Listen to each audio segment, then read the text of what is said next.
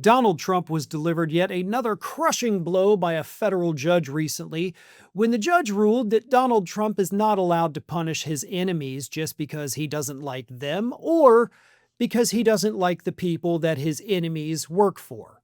It may not even be his enemies. It may just be a person that works for Trump's perceived enemies. But nevertheless, the judge says, you can't punish people just for doing that, just for existing, basically. So here's the thing. Long before Donald Trump sent Pam Bondi out there to try repeatedly and fail repeatedly to prosecute his political enemies, Donald Trump had tried a much more subtle approach in the earlier days of his administration. What he did was he signed executive order after executive order after executive order, stripping certain people, certain groups of security clearances for access to the federal government.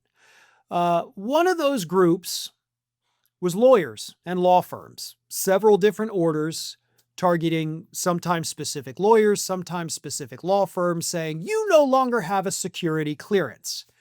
Now, for those of you wondering why a law firm might need a security clearance, it's because these were high-profile lawyers who work in Washington, D.C., and law firms in Washington, D.C., and frequently they have clients that have security clearances. If the lawyers and/or law firm do not have security clearances, they cannot take that person on as a client because they are not legally allowed to see some of the documents involved in the case. So these security clearances are in fact very important for these lawyers to have. By stripping them of these security clearances, Donald Trump is basically limiting the people that this lawyer can take on as a client. One of those people who had been pissing Donald Trump off for years was a lawyer by the name of Mark Zaid, and that, of course, is who this particular lawsuit that I'm referring to is talking about. You see, Zaid had come forward many years ago with a whistleblower complaint from within the federal government. And you see, that whistleblower told the world about a phone call that Donald Trump had with the leader of Ukraine at the time, telling them that if you don't do what I say, if you don't give us the dirt on Hunter Biden, we're not going to give you the aid that Congress appropriated for you. And we all remember what happened after that, right? That was Donald Trump's first impeachment.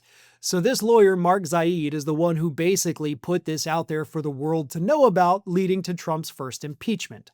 And then, this past February, Zaid was in charge of another case against the Trump administration. And just a few days after this was filed, by the way, it was against the administration. He was bringing it on behalf of FBI agents who had worked and investigated some of the Capitol rioters. They were afraid of retribution. They had already been experiencing it, so Zaid brought that suit. But a few days after that, Trump signs the order stripping Zaid of his security clearance. And he'd been trying for the rest of the year in court to get this reversed so that he would still be able to have these clients. The judge finally, right, towards the end of the year was like, you know what, Donald, you can't do this. You can't punish a lawyer just because you don't like them. You can't punish a lawyer because their clients are people you don't like. You can't do this.